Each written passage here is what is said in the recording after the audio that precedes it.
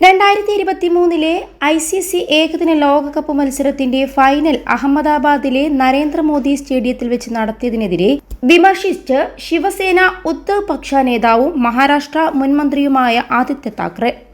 ഇന്ത്യയുടെ T20 വിജയാഘോഷവുമായി ബന്ധപ്പെട്ട് ഇന്നലെ മുംബൈയിൽ വെച്ച് നടന്ന ആഘോഷം BCCIക്ക് ശക്തമായ സന്ദേശമാണ് നൽകുന്നതെന്ന് ആദിത്യ എക്സിൽ കുറിച്ചു. ഇന്നലെ മുംബൈയിൽ നടന്ന ആഘോഷം BCCIക്കുള്ള ശക്തമായ സന്ദേശമാണ്.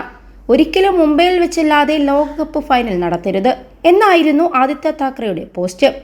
17 വർഷത്തിനു ശേഷം T20 ലോകകപ്പ് ഇന്ത്യയിലേക്ക് എത്തിച്ച ടീമിന് വൻ സ്വീകരണമായിരുന്നു മുംബൈയിൽ ഒരുക്കിയിരുന്നത്. തുറന്ന ബസ്സിൽ താരങ്ങൾ ലോകകപ്പുമായി വിക്ടറി പരേഡ് നടത്തിയപ്പോൾ 10,000-കണക്കിന് ജനങ്ങളാണ് തടിച്ചുകൂടിയത്. താരങ്ങളെ ആദരിക്കാൻ വാങ്കഡെ സ്റ്റേഡിയത്തിൽ നടത്തിയ പരിപാടിയിൽ പങ്കെടുക്കുന്നതിന് ടീം അംഗങ്ങൾ മുംബൈ നരിമാൻ പോയിന്റിൽ നിന്ന് വാങ്കഡെ സ്റ്റേഡിയം വരെ ഗംഭീര റോഡ് ഷോ നടത്തിയപ്പോൾ സ്വീകരിക്കാൻ റോഡിന് ഇരുവശവും നീലക്കടലായി മാറി. അക്ഷരാർത്ഥത്തിൽ മുംബൈ നഗരം നിശ്ചലമാവുകയായിരുന്നു. കനത്ത മഴയെ വകവെക്കാതെയായിരുന്നു ആളുകൾ ഒത്തുകൂടിയത്.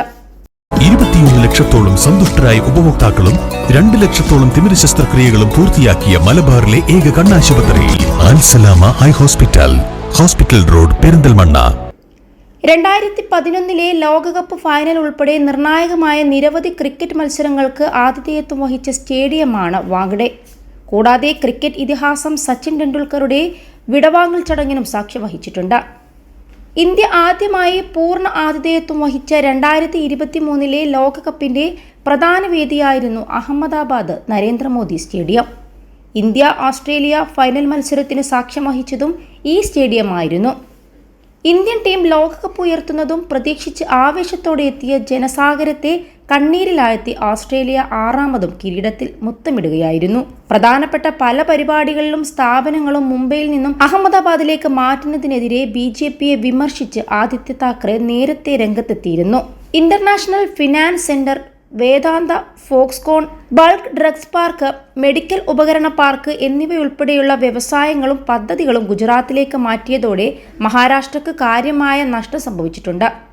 ലോകകപ്പ് ഫൈനൽ മത്സരം പോലും ഞങ്ങൾ പ്രതീക്ഷിച്ചിരുന്ന മുംബൈക്ക് പകരം അഹമ്മദാബാദിലേക്ക് മാറ്റി. ലോക്സഭാ തെരഞ്ഞെടുപ്പ് സമയത്ത് ആദിത്യ ഹിന്ദുസ്ഥാൻ ടൈംസിന് നൽകിയ അഭിമുഖത്തിൽ പറഞ്ഞിരുന്നു.